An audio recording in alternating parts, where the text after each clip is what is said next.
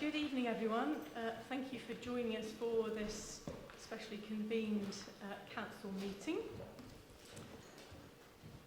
We will thank you to members of the public for attending. It's always good to see people involved in local democracy. So we will start with item 1. Are there any apologies for absence? Thank you, Lord Mayor. We've received apologies from Councillors Hunt, Latif, Mundy, Sanderson, Smoten and White. Thank you. And are there any... Oh, sorry, I think there's another... Councillor Yeatman will be late, Chair.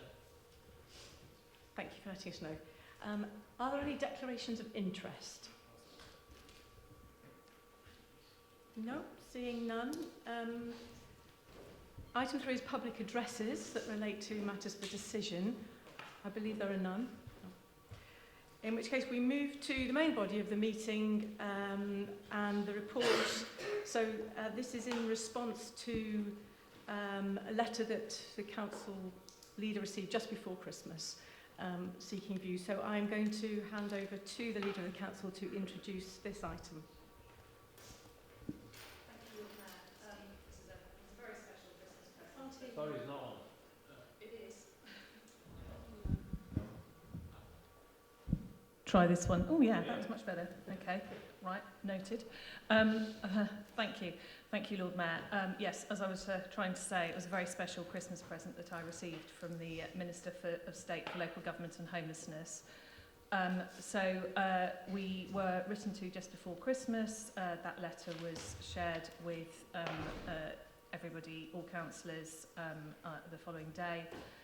And we are here today because there is a meeting that councillors called in order to share their views with me, which is something I very much welcome. I wrote to all group leaders asking for their views on what I should respond, how I should respond.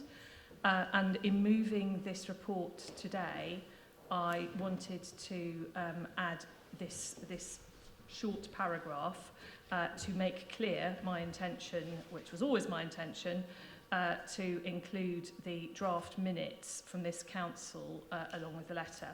So the wording is, the leader will ensure that all the views expressed tonight are reflected in the response to the government and that the draft minutes will be appended to that response. I don't propose to speak longer now because I think it's important to hear the views of council and so I formally move the report and start the debate. Thank you very much, Councillor Brown. So, just before we start, I am sure there are going to be plenty of very strong views aired this evening. Some views have already been shared with Councillor Brown.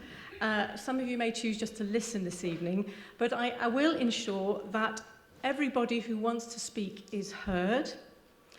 I expect everybody here to listen respectfully while you hear everybody else's point of view as well. And as Councillor Brown has said, she will reflect all of the views she hears this evening in the letter she sends, and they will be minuted by the officers, and that will go into the meeting report as well afterwards. So, I will take you in groups. If there's anything I think needs a response, we will do that if necessary. But please just put your hands up and I will take you one by one. It's the usual rules of no more than 3 minutes per person. Okay. We will start with Councillor Goddard. Thank you, my Lord Mayor. I'm not convinced I've ever attended an extraordinary meeting of council since first being elected in 1996. I've been to some pretty strange meetings, but none I'd describe as extraordinary. It follows that we and our Green colleagues wouldn't have requested this meeting for no good reason. We assume that the offer from Minister McGovern of postponing elections has been made in good faith, but we urge that the response in this case should be a polite but firm no, Minister. The Chief Executive's report to this meeting makes it clear that she's confident that officers can deliver this year's elections without difficulty. That comes as no surprise. We have a well-honed team when it comes to elections in this city. They should be allowed to do what they do best in just 4 months' time. And that seems to me to be key, colleagues. We should not, the government should not, be in the business of depriving or helping to deprive our electorate of the right to give their opinion with only 16 weeks until polling day. The overall timetable of local government reorganisation has been known for a long time. To start raising questions about whether elections should go ahead at such short notice smacks of electoral considerations and not anything more high-minded. In fact, of course, we shouldn't be in the business of depriving the people of this city of the right to vote at all, under any but the most extreme of circumstances. This is their chance, not only to pass judgment on this council's performance collectively, but on our individual performances as councillors. And woe betide the politician who seeks to dodge that judgment. We live in, here's that word again, extraordinary times, colleagues. Democracy as we know and love it is under threat, it seems, everywhere. Whatever has divided us in this chamber over the years, it seems to me that a belief in democracy as the cornerstone of our society has always united us. As Democrats, we would rightly be, to put it mildly, concerned at any proposal to deprive a national electorate of its right to vote at any time. And it's not hard to think of examples where that right feels under threat.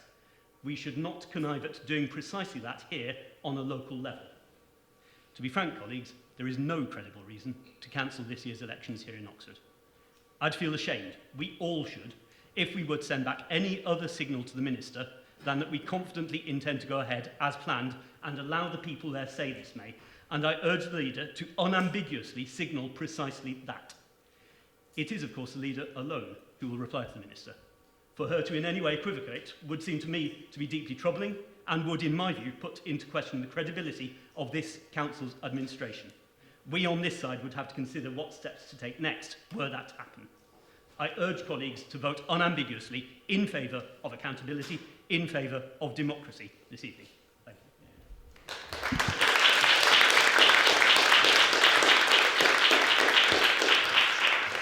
Thank you. Councillor Coe. I would like it to be formally minuted that I oppose the 2026 elections being cancelled and that I believe that anything else is democratic backsliding. I also additionally believe we should have been allowed to vote on this, as we believed we were going to be allowed to do until late this afternoon. I think that late change is extremely democratically problematic. Thank you.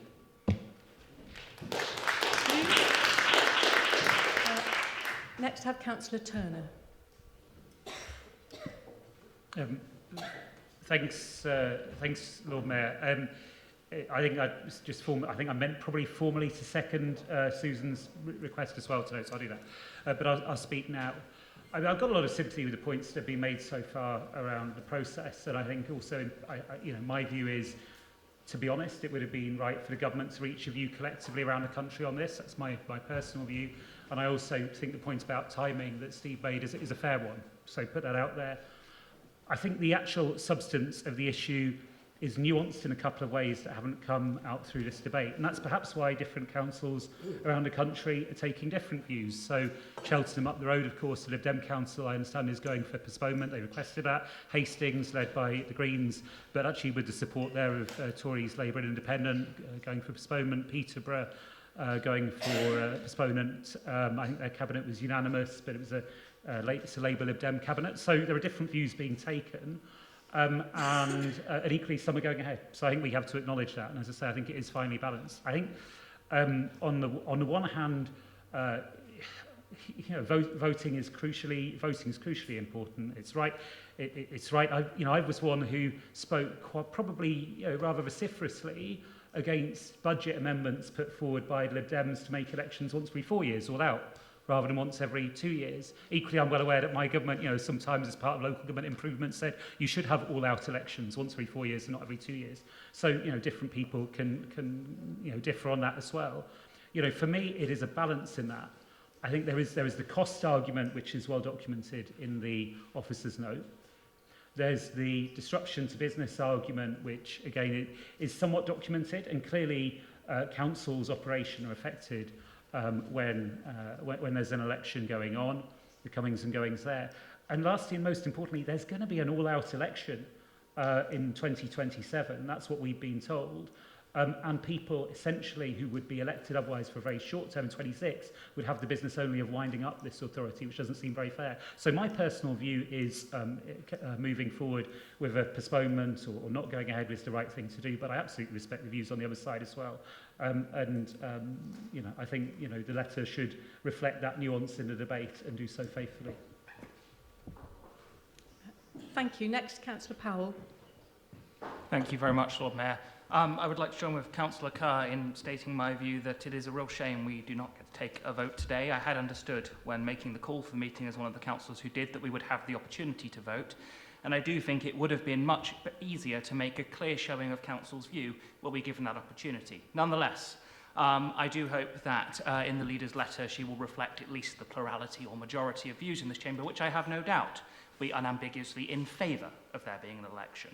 I do think we really will need to hold the line on this. The reality is that to deny residents of this city a vote when there is a minority administration in control of this city would be, as has already been put, a form of democratic backsliding, denying residents the chance to exercise their view. And it may be that councillors returned in 2026 are only there for the wrapping up of the authority.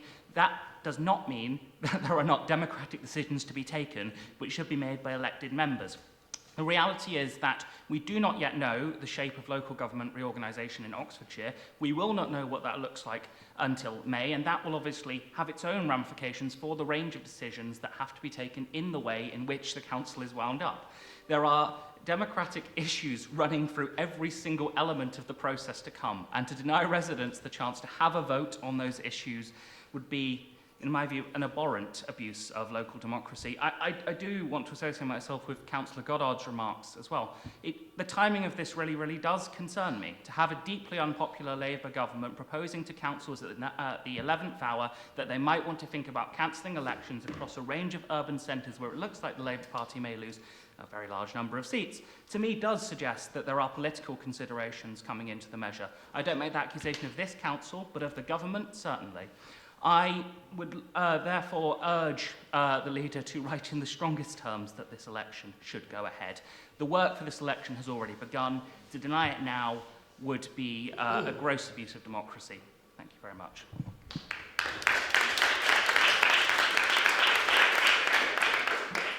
Next, have Councillor Henwood. Thank you, Chair. So elections are the foundation of our democracy. They are not a convenience to be scheduled when it suits those in power. They are the right, hard-won, deeply valued and essential to public trust. Today we are told that the election may be postponed. We are told there are reasons: logistical challenges, uncertainty, risk. And let's be clear, Chair, challenges must be confronted, not used as an excuse to weaken democracy. Postponing an election is not a neutral act.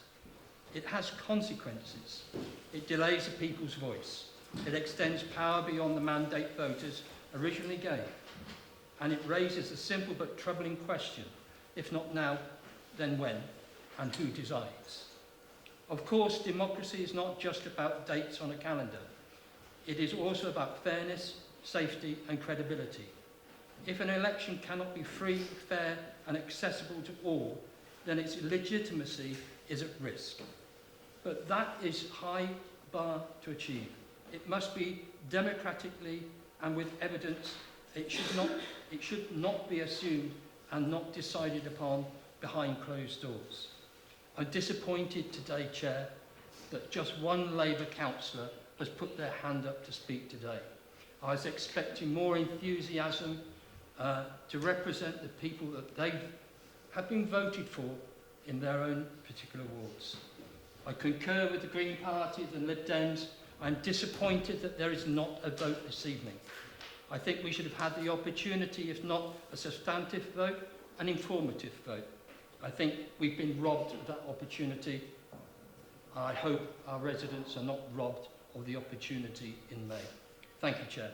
I am obviously for an election in May.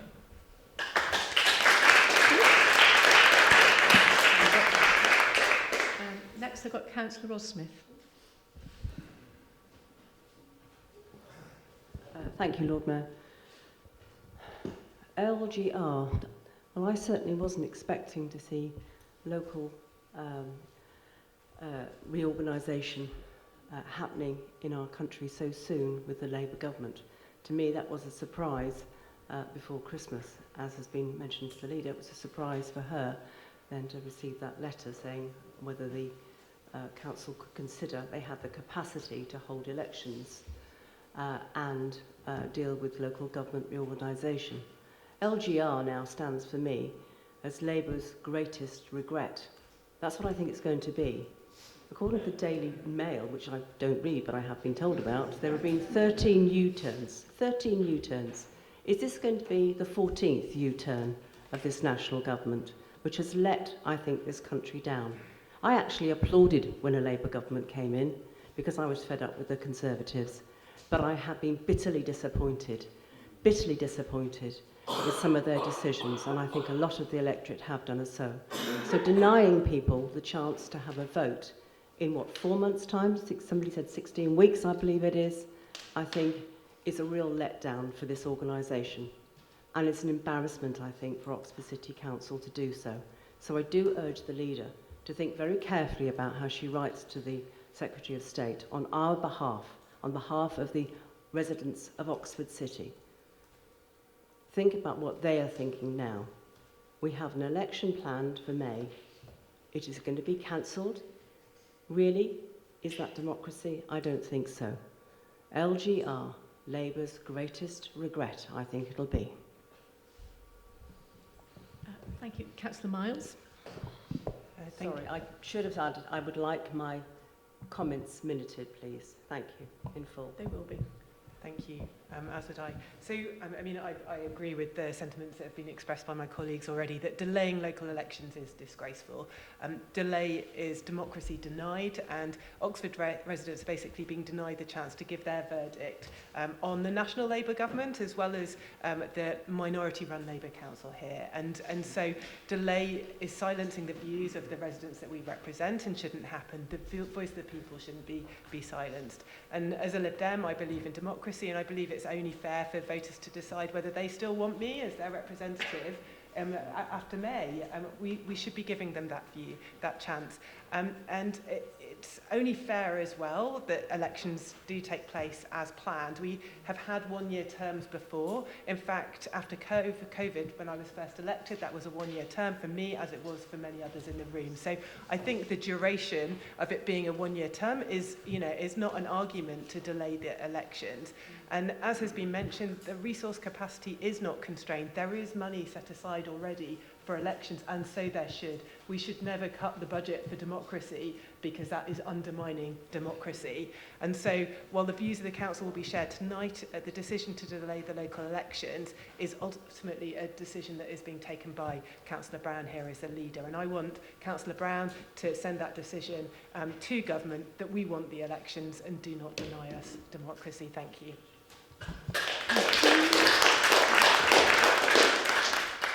Councillor Stairs. Thank you. Are we really looking at what's best for our city, or are we looking at what's best for Labour? And it seems to me that really Labour dare not have an election, and that's why this issue is being looked at like this. Thank you. Thank you. Councillor Altaf Khan. Thank you. I would rather not to repeat, but there is a lot of things I wanted to say as well. So there is some repetition here. As my colleague already said, the capacity and the budget is not issue, is always there. An excuse to delay, I don't think should be on that basis that there's no capacity or no budget. I'm also very disappointed that tonight there is no vote. We are discussing as a full council, and our vote is not being taken, or not even being tallied who said what. I know there is being assured by officer we will note or make the minutes of it, but that minute may not express who said what and whether they are for cancelling the local election or against. Different council have taken different view, and there have been some vote on different council. So I believe the all councils all run under the same Local Government Act, and they are the local governments where the vote is being happened, but not in Oxford. Coming back to here, why Labour doesn't want this election to go ahead is not capacity, is not budget, is not term. In some of the cities, elections are every year, and there are people elected every year. So it is not a term. It is purely the Labour know they will lose a lot of seats from nationally, and the local Labour know that they're already minority council, and if there is election in this May, they will go as a very minority group. This is very understanding of them. So they're trying to avoid this, and they already delayed some decision from the cabinet saying leave it to LGR, the new council should make the decision. And if there is no election in this May, that means this Labour minority administration will be running administration for another year. So a lot of decisions, as a lot of elected people know, about 80–70% are done in the cabinet meeting. So they will have power in that cabinet and reshaping this LGR or the new authority, whether that happen or not. So they will be important if they are staying as a cabinet. But if they lose in May, they are no more important. Then whoever is the cabinet, they will have more say, and some other parties will have that say. So this is basically the politics behind it. They don't want to lose election. They don't want to face the election. As a Liberal and as a Democrat, I want election. I want my comment with my name, please, to be noted that I am against postponing the election. Be democratic, come in the field and come onto the ballot box if you have the courage and if you are elected people. Thank you. Thank you. Let's have Councillor Malik. Thank you, Lord Mayor. Councillor Goddard said he's been with the extraordinary meeting in 1986, but I'm totally disappointed. I know why I'm here today. Because when the government have decided to write to the leader of the council and looking at the party who have ruled us over 20 years in the city, they should be confident in their performance. And their leader, when we all have written, we want the election to go ahead, should be saying to us, election will go ahead. We don't need to have a meeting. We don't need to do anything. But instead of taking their record, what they have done 20 years to our city, going and facing the public, they're trying to look for an escape route. So there's got to be a reason. And who thought that left-wing party who got a big majority in the central government to just be afraid of Nigel Farage and going further right towards and doing the right-wing politics? I mean, this is all about politics. But the bottom line is, my election is also up. I don't know if I'm going to win or not, but I still want to have a vote. I want people to have a say. What I've been doing last 4 years or over the years on my performance equal to the others.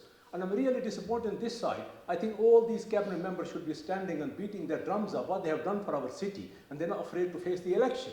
Instead of they all sitting quiet. And I'm really disappointed in the deputy leader who says he will accept, postponement. But equally, the report was very balanced, so I thank the Chief Executive for writing that. Where it logistically happened, there's a very few, I've been over 22 years at the City Council now, is very few council officers who tick my boxes. And Martin John is one of the competent officers.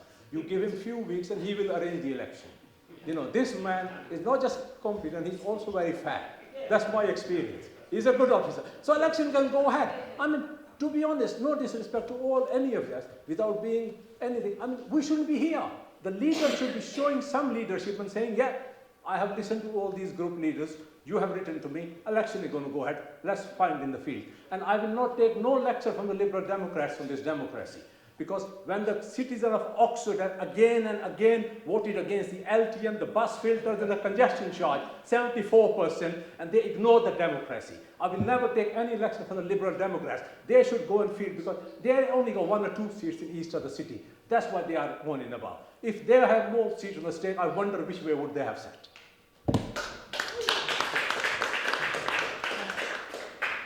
Councillor Jupp. I'm grateful, my Lord Mayor, and I'd like to endorse the colleagues' previous comments about expressing their regret at not being able to vote on any substantive motion or amendment today. I had hoped to bring one myself, but that hasn't been possible. Lord Mayor, I'll get straight to the point. These elections should not be postponed. Let's go into the logic of why the government's made this offer. The government's made the offer to councils which are, quote, expressing concerns about their capacity to deliver a smooth and safe transition in the context of local government reorganisation. If those councils consider that postponing the local elections would release, quote, essential capacity to deliver local government reorganisation, they may request a postponement. That's the logic the government gives. On the evidence of the report of our Chief Executive, for which thanks to the Chief Executive, our council simply doesn't meet the criteria. Our Chief Executive's confident that this City Council has sufficient resources to enable the 2026 local elections to go ahead as scheduled. Our Chief Executive is confident that this City Council will have sufficient resource and leadership capacity to ensure that local government reorganisation can be delivered effectively even if the election goes ahead as scheduled. There is no concern in the report that we will fail to implement LGR smoothly if the elections go ahead as planned. There is no evidence that postponing the elections would free up essential capacity without which LGR delivery might fail. On the government's own criteria, there is no reason for our leader to request a postponement, and that's without even mentioning the harm that a postponement would cause. Trust in government is at an all-time low. 4/5 of people say they almost never trust politicians of any party to tell the truth when they're in a tight corner. No wonder the prospect of postponement has attracted such national outrage. In merely suggesting the idea of delaying the electoral calendar for the second time in 6 years in Oxford, the government struck a blow against local democracy. And by leaving the choice of whether to accept the offer up to us, the people with probably the greatest conflict of interest in the matter, the government has shown itself to be unforgivably careless with public trust in our democratic system. It's irrelevant whether the Secretary of State and Ministers of State were genuinely well-intentioned in making the offer to council leaders. It should simply not have crossed their minds to do so in the first place, given the conflict of interest. If we truly believe in democracy, it's incumbent on us to do what we can to repair the damage to public trust in it that has already been done by the government. That's why I urge the Leader of the Council to reply to the Minister of State and state in no uncertain terms that there is no reason for this May's elections to be postponed in Oxford and that no postponement should occur at all. Thank you.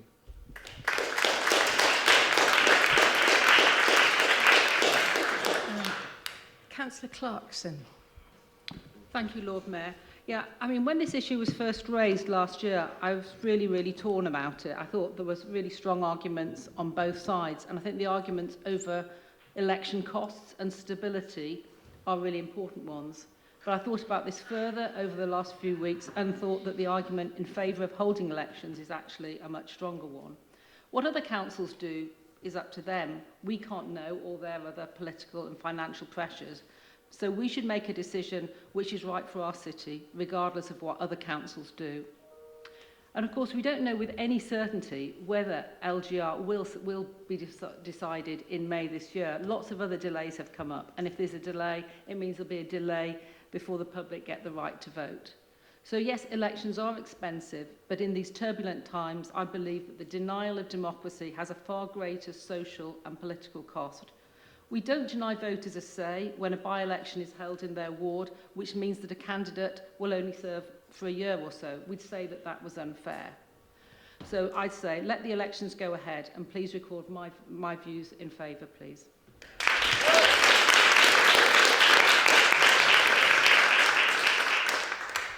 Councillor Raw.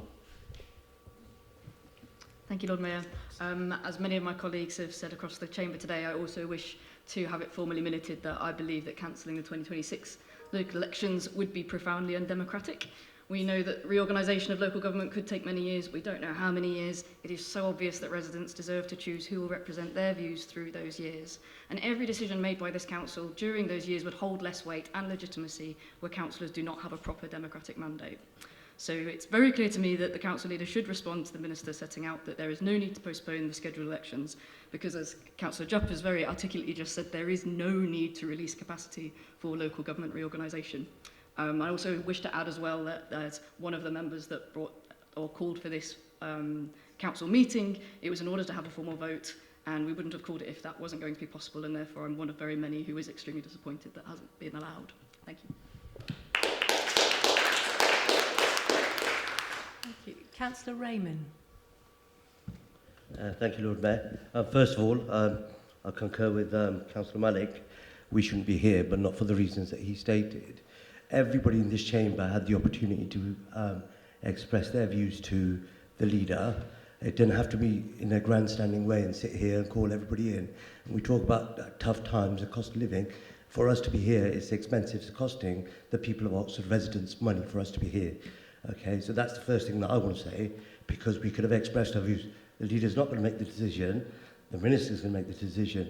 And as in the past, they do what's best for them. So I think we've wasted money today, and we continue to waste money just for political points. So if somebody's making political points, so are the others. So let's not pretend that some are better than others on that front.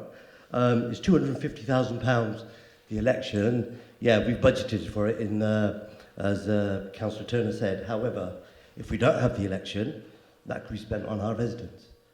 Okay, and the big thing that I believe in is that Councillor Smith said that this government has done so many U-turns already. If the Minister of State decides to postpone this election, he'll straitjacket himself into having the LGR come forward quickly. He won't be able to delay it again and again.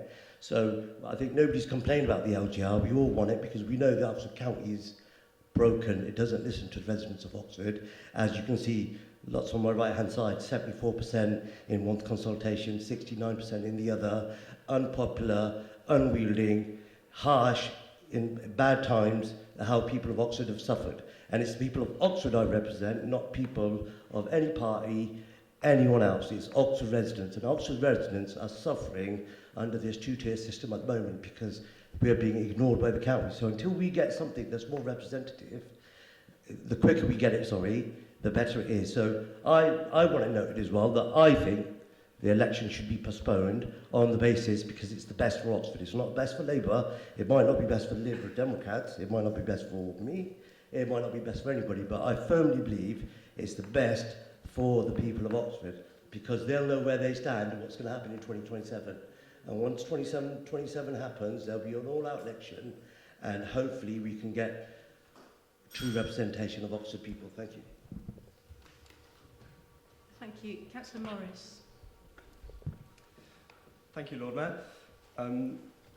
I would also like it to be formally minuted, my view that I oppose the cancellation of the May 2026 local elections.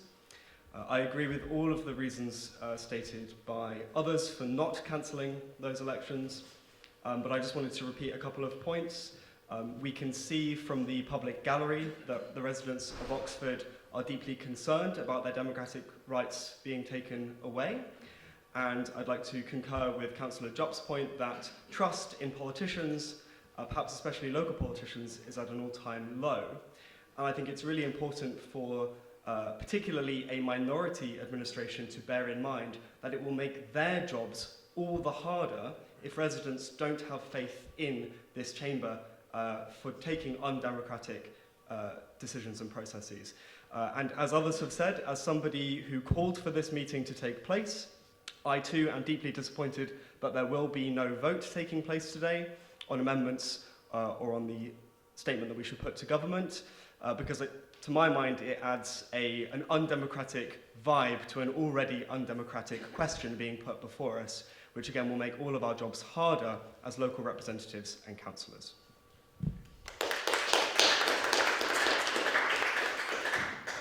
Councillor Pressel was next. Yes, thank you, Lord Mayor. I'm happy to respond to what Councillor Malik said about how we should be beating the drum about the achievements of Labour in Oxford. There are so many of them, I won't list them all, we'd be here all night, but there are things like building lots of homes, the Oxford living wage, improving air quality tremendously, it's one of the best places in the country and so on. There are lots and lots of achievements, and I'm very happy to go to an election and talk about all these things. But I also wanted to just look for an answer to one of the points that Councillor Turner made. He reminded us that year after year, the Lib Dems have been trying to cancel 50% of our elections. They've been saying that we should have city council elections every 4 years. They've done this for the fairly sensible reason that it saves £250,000 each time, but Labour has always voted firmly against that on the grounds that waiting 4 years each time before the electorate can have their say is far too long to wait. So we've always been in favour of having elections every 2 years, and I agree with that. I think that's much better than waiting every 4 years. Now, what we've got at the moment is we had elections last year, we've got elections this year, we've got elections next year and the year after. So that is quite a lot of elections. So it's not unreasonable to ask if one of those could perhaps drop out in order to save £250,000. Now, as I've said, I'm not in favour of that, but it's a reasonable thing to debate. Thank you. Thank you. Councillor Hollingsworth. Is that working? Yes, it is. Thank you very much. I became a political activist because I believed that democracy and accountability were absolutely fundamental. They're fundamental ethically, they're fundamental morally, and as a number of people, Councillor Jupp, I thought, did this very well, it's also fundamental in terms of credibility. I spent some time early this afternoon talking to council returning officers above all others. I can't remember what Sarge said he was. One of the good guys in terms of officers. Martin John, looking at trying to find the 1972 local election results. There were local elections in Oxford in 1972. They were the last that our predecessor authority had, because it was by October 1972 when the law became an act, was abolished. So those were its last elections. It then we had all-out elections, the first elections for this, for the county council, for the other authorities in Oxfordshire as shadow authorities in 1973. I think the relevance of this is we may have those all-out elections for shadow authorities in May 2027 for authorities which will become the successors to us and County Council, all the other districts, possibly West Berkshire, we don't know, in 2028. But we are not certain. We are not certain that this council will cease to exist. So what it does as a council going forward isn't technically just winding itself up. It might be making decisions as an authority that survives and runs services for the foreseeable future. We don't know. Either way, in my view, credibility is absolutely essential. So, my view, which you can record if that seems to be the rule of thumb, my view is that if the government made clear that this authority was going to cease to exist, and it did so immediately in the next few weeks, then there would be some justification for the cancellation of elections. But I don't see that happening. And so I would say we have to have absolute certainty if we're going to call for the cancellation of elections. I don't believe that the government has the capacity, because of the scale of the job it has taken on with local government reorganisation, to be able to give that undertaking, and therefore we should not be asking for the cancellation of elections. I should say, as an interest, I am a candidate in it. I'm very keen to be a candidate in those elections.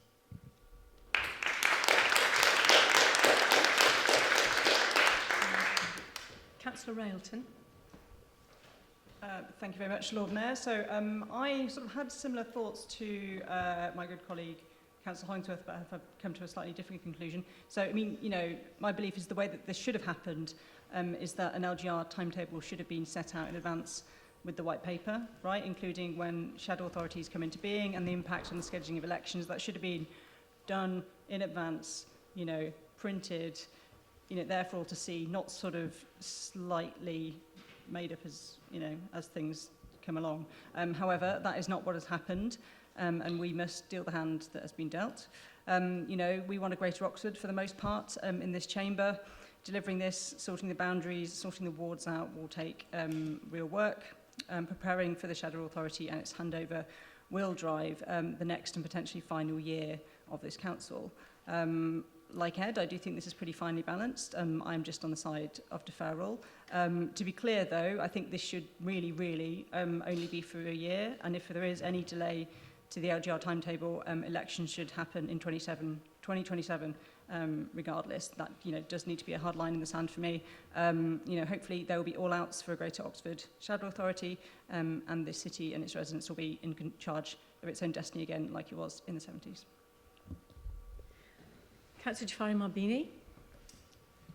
Thank you. I'm just going to read a section from the letter that you all received from, from the Minister. The Secretary of State has adopted a locally led approach. He is clear that should a council say they have no reason for postponement, then we will listen. But if you voice genuine concerns about your capacity, then we will take these concerns seriously. So Councillor Turner said that we need to reflect balance and nuance in the response to the Secretary of State.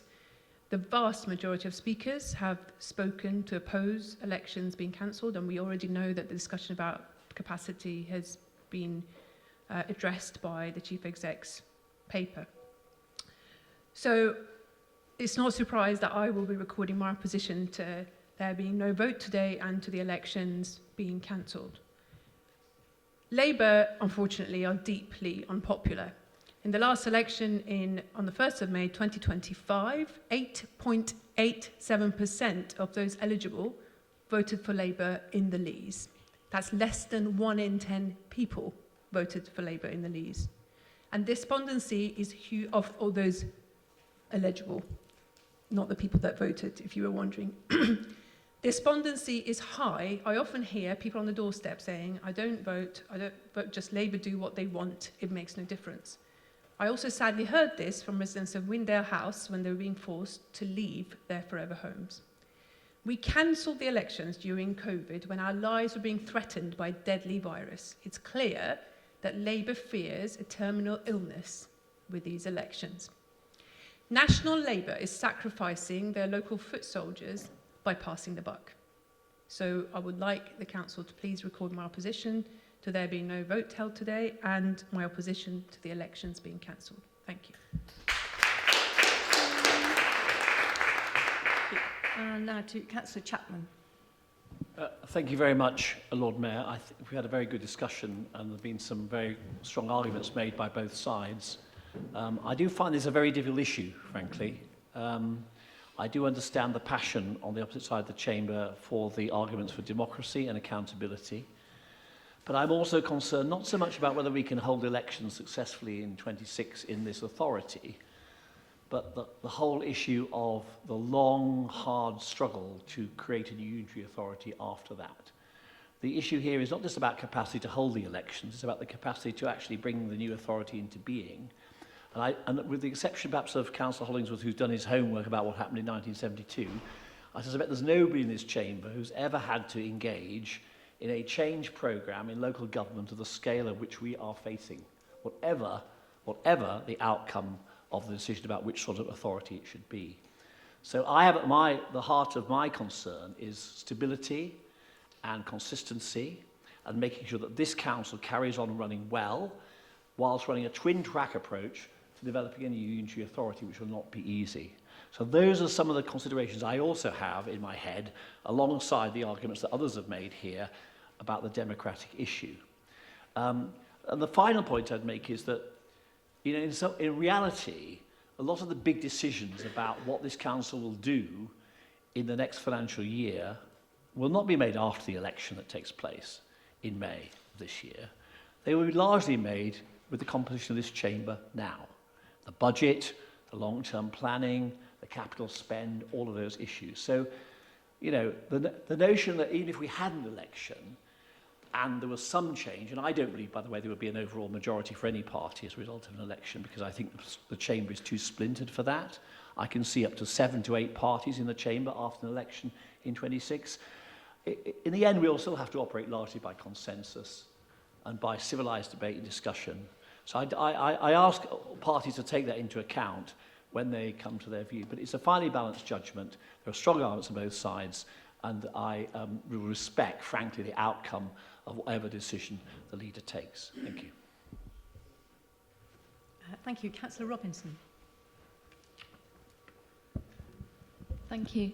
Can I have it minuted, please, that I'm against the postponing of the 2026 election? I was one of the people who called for this extraordinary meeting, and I expected the opportunity to have a fair and free informal vote. So I find it indeed extraordinary to be sitting here tonight without that opportunity. I'd also like to echo many of the points made by my colleagues that local government reform is causing confusion and uncertainty amongst our residents. So it's really imperative that we encourage trust, stability and continuity at this time, and that we must do this by continuing with the planned elections.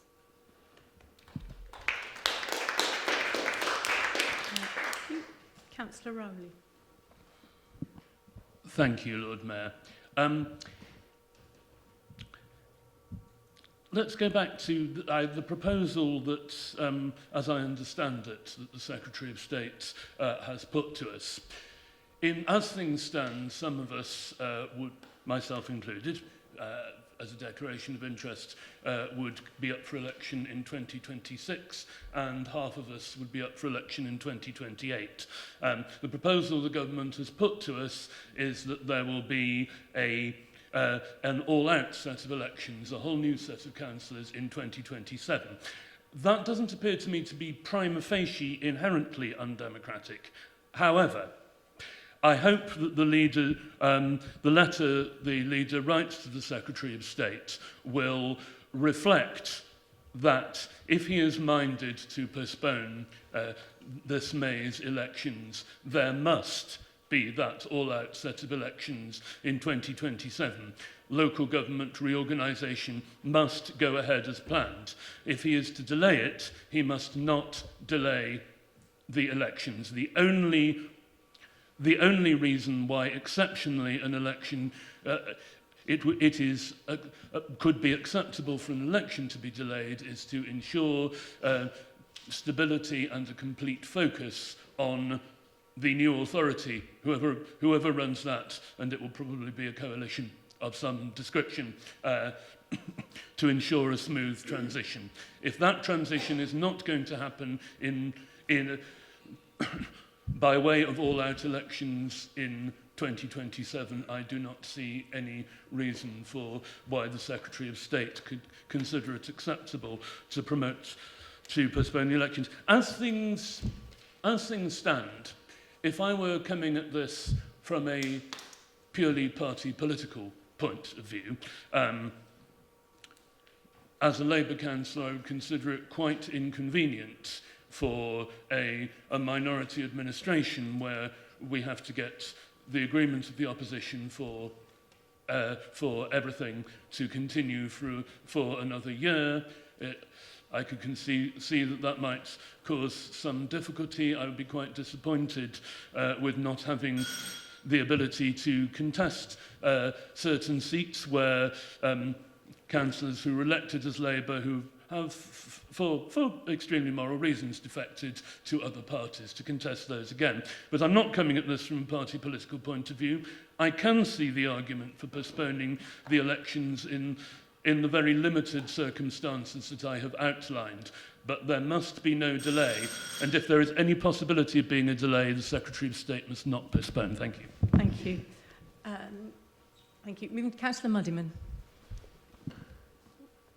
Thank you, Lord Mayor.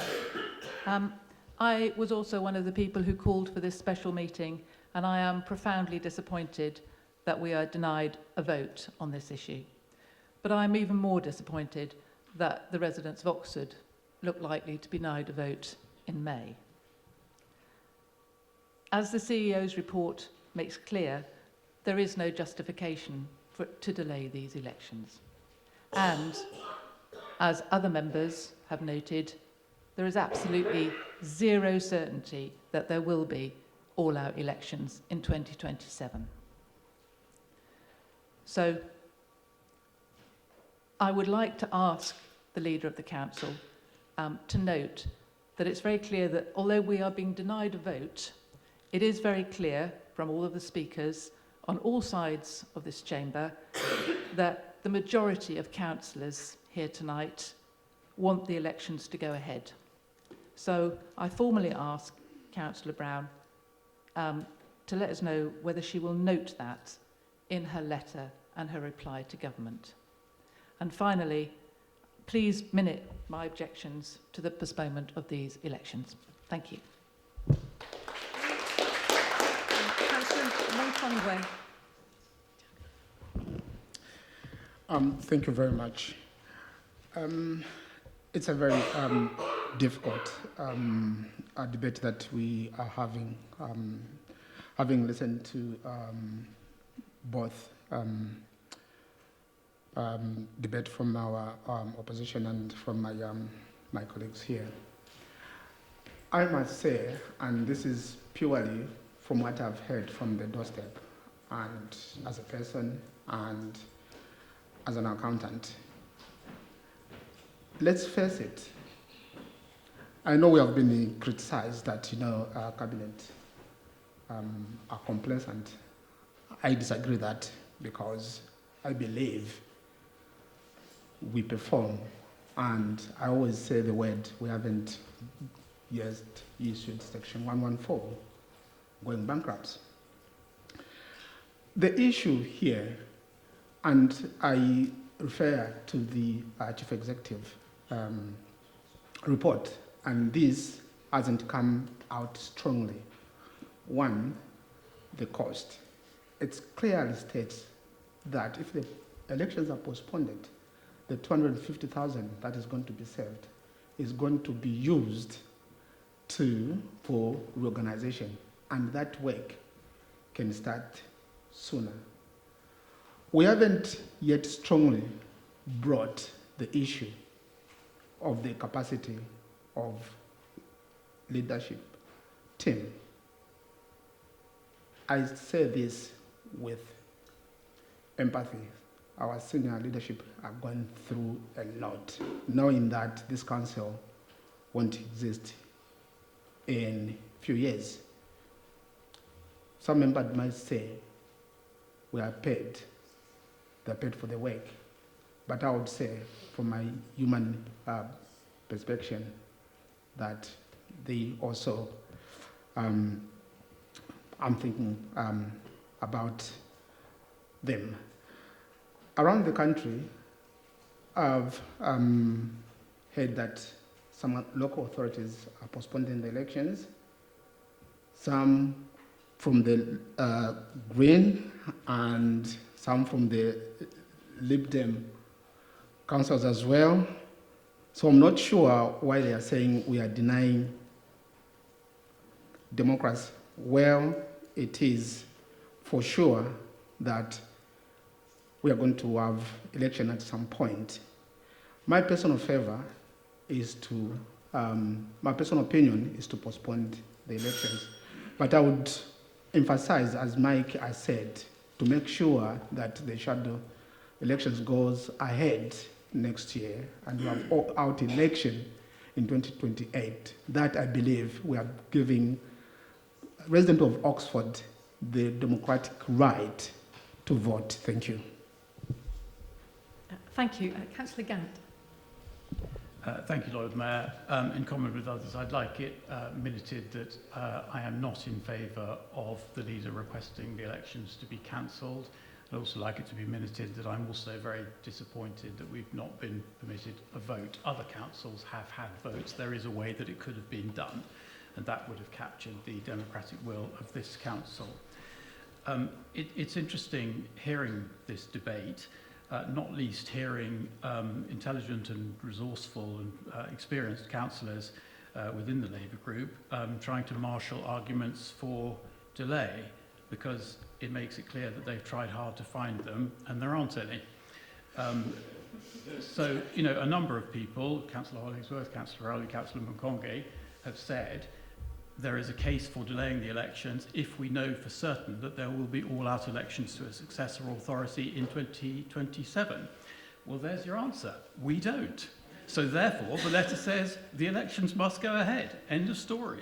That is the question we have been asked. And it does indeed draw attention to the chaos and shambles and muddle at the heart of this Labour government. You know, they could have been in a position where they told us, humble elected local politicians, what they are expecting us to do and when, but they haven't. It's just, the whole thing is a complete mess. And this argument that we heard advanced by Councillor Prestle and by Councillor Turner, that this is somehow equivalent to a change to the quantum of elections is just complete nonsense. You know, having elections on a different cycle is simply asking the same people the same question the same number of times, but just on a different quantum, and that is part of legislation, and different councils take different views about how to do that. It is not, emphatically not, less democratic, so that's a non-argument, and again just shows the paucity of the arguments in favour of cancelling the elections.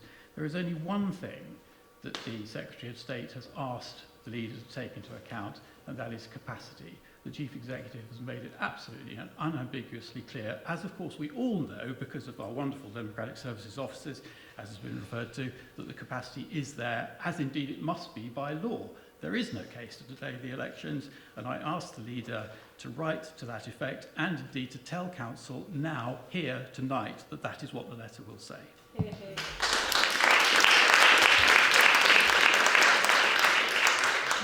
Councillor Taylor. I'm going to join with Alex and Mary, the other Labour councillors, in saying that I believe elections should go ahead in 2026.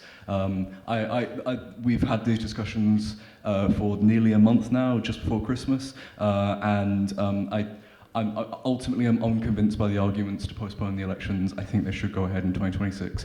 I'm also disappointed by the attempts to brush all Labour councillors together and say we are all opposed to having elections in 2026, when quite clearly several of us have stated otherwise.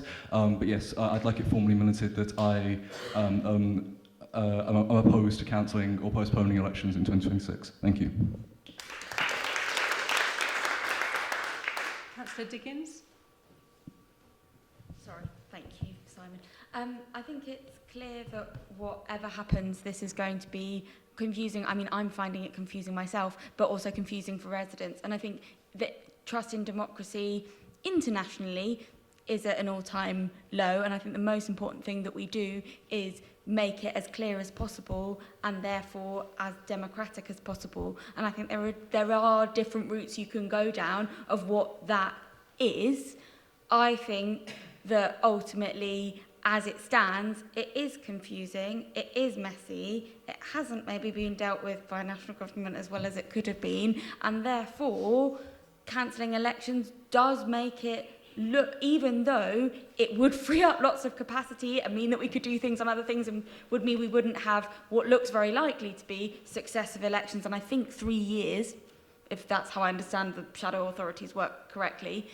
At the same time, I think, for me, loss of public trust in democracy is more important. And so ultimately, I think as it stands and as it's been currently organised, we shouldn't be asking to postpone these elections. Thank you. Councillor Ligo. Thank you.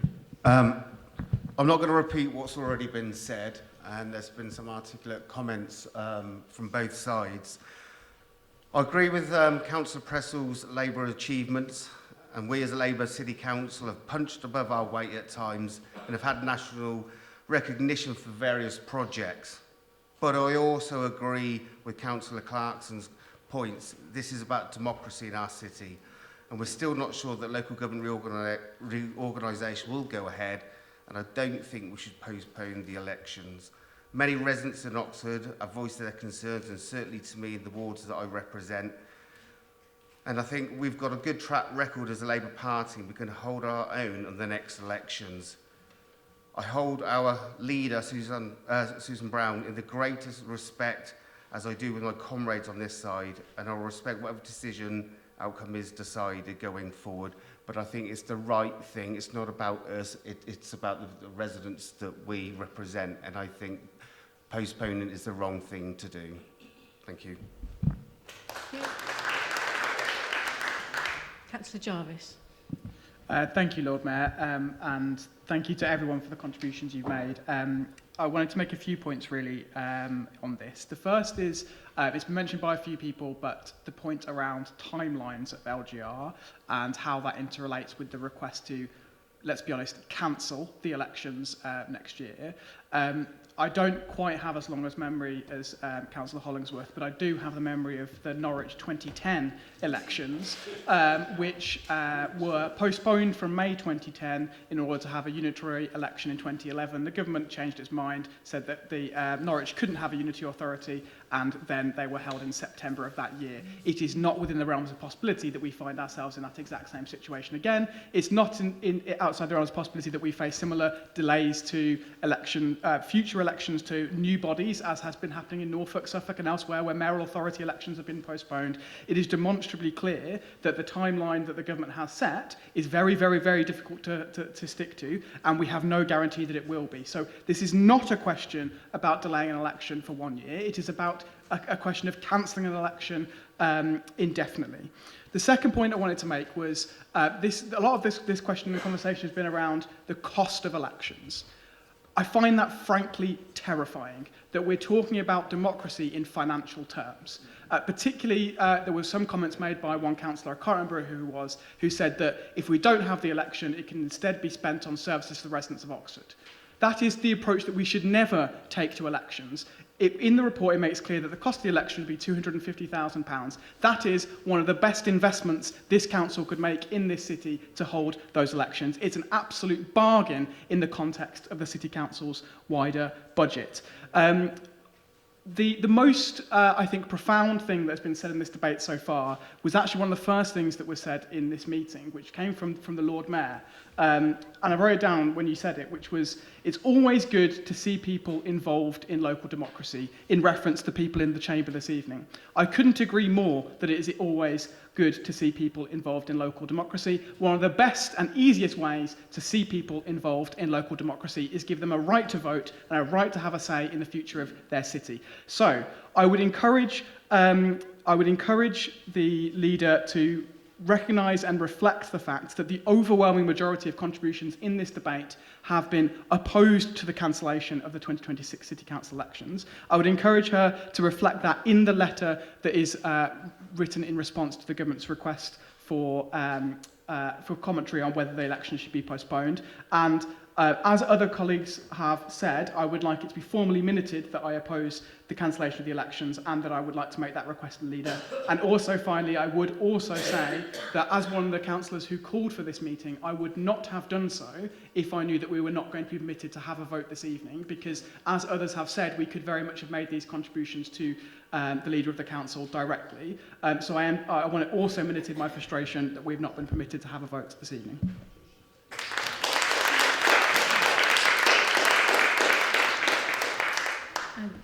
Councillor Koresh. Thank you, Lord Mayor. I would like to say that my preference would be to have elections in May. But I want also to say that I will understand if the Oxford City Council make a decision to postpone the elections to focus for the new unitary authority. I think this is a very important project in my perspective. I think the two-tier authorities at this stage fail for many reasons, and one is very important, is accountability for the residents, and I think this is very important. What I say, and yes, this is my point. Thank you very much. Thank you. Councillor Regisford. Yes, good evening. I believe unequivocally that the elections must go ahead. Democratic backsliding is not an option, and the people of Oxford should be given their right to exercise their votes. I find it astonishing that at the last minute, we are not able to vote in this meeting. I was one that agreed that we should have this meeting and requested for this meeting with the intention that we'd be able to express our views through a vote. And I'd like that minuted, that I find that astonishing. and frankly unacceptable. I would like it also recorded in the minutes that I oppose the postponement of these elections. Thank you. Thank you. And this is the last person I have on my list, so if there's anybody else who wants to speak, put your hand up now. But otherwise, I'm going to Councillor Fairweather.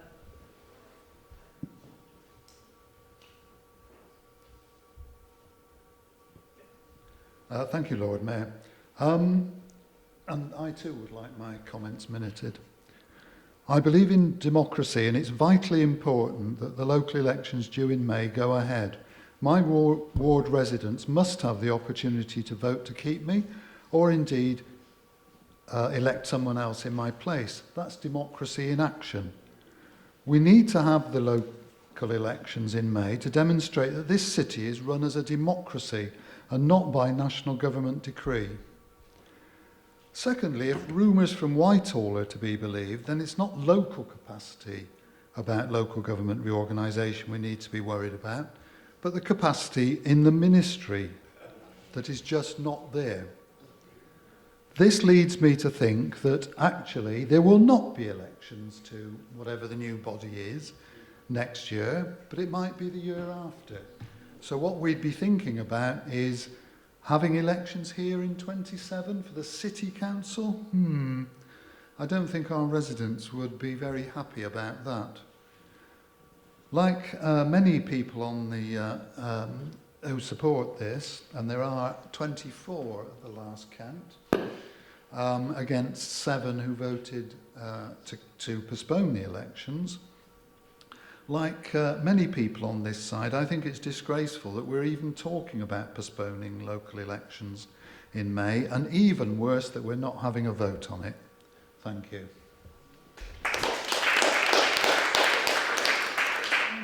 Okay, and finally, Councillor Harley. Thank you, Lord Mayor.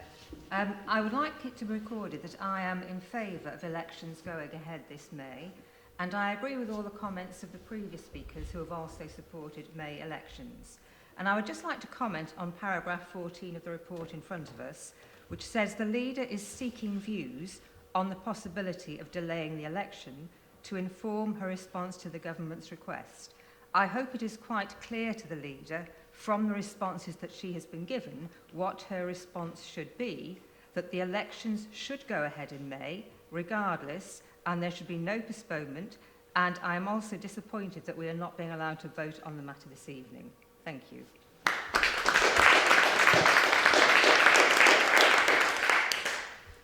Right, thank you very much, everybody. I think that's the largest number of speakers we've ever had on a single topic. Almost everybody. We've had a wide range of views. Thank you all for listening politely and respectfully. And I'm now just going to hand over to the leader who introduced the report to sum up. Thank you very much, Lord Mayor, and thank you to all councillors for a healthy and polite, courteous debate. Oh, sorry, excuse me. There is, I think, very clearly strong support within this chamber from all of us for elections, and quite rightly so. Democracy is incredibly important. Personally, I've stood for election at least 10 times, and I'm not afraid of elections.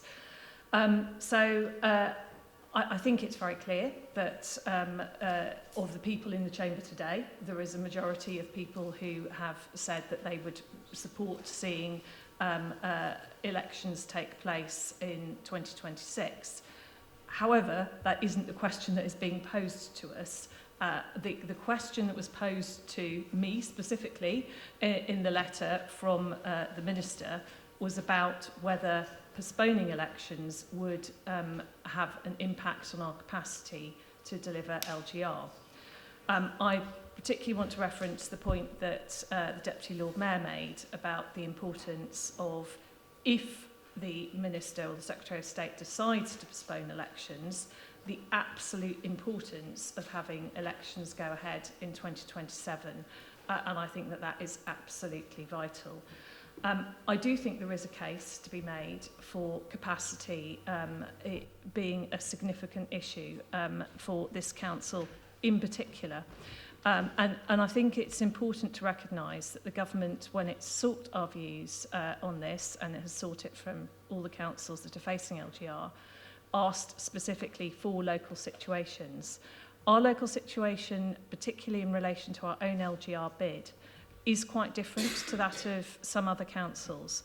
So our own LGR bid specifically has some really quite significant changes to the surrounding area. So if we are successful, as we certainly hope, I hope everyone in this chamber hopes we are successful in our LGR bid for a Greater Oxford, then we will be inheriting a whole load of area around this area, or the new authority will, and there will need to be a lot of work done over the next year to make sure that elections in 2027 are successful for that shadow authority, and those new wards are all in place with the relevant polling stations and so on. I think the other thing that hasn't been touched upon yet is we have heard quite rightly about the excellence of our elections team under Martin John, and indeed the excellence of our officers more generally.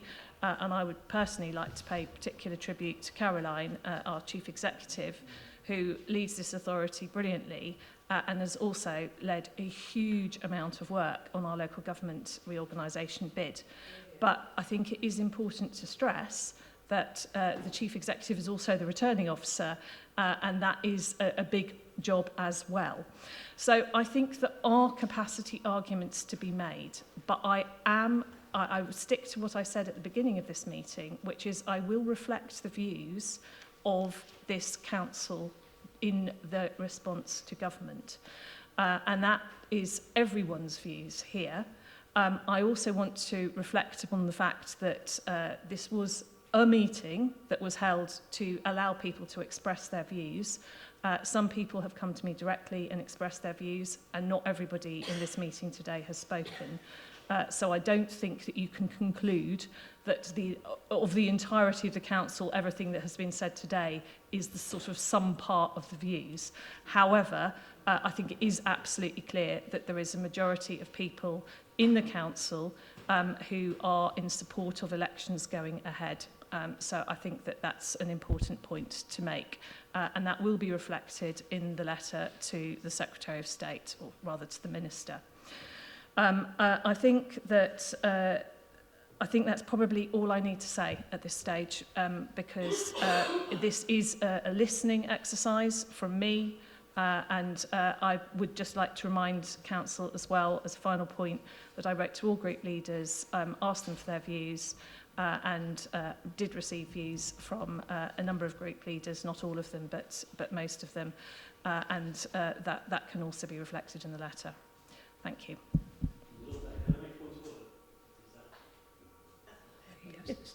You'd have to say what the point of order is. It's to do with the number of councillors who spoke, as you pointed out, probably a record number on any single topic, and the balance which existed in terms of the opinion of those councillors. By my reckoning, 25 councillors, that's more than the majority of the number of members of the council spoken. That's not a point of order, sorry, Councillor Goddard. Thank you. And Lord Mayor, it is a point I reflected in my comments. Yeah. Thank you. So on that note, thank you all for coming out on a cold evening. That is the end of the meeting.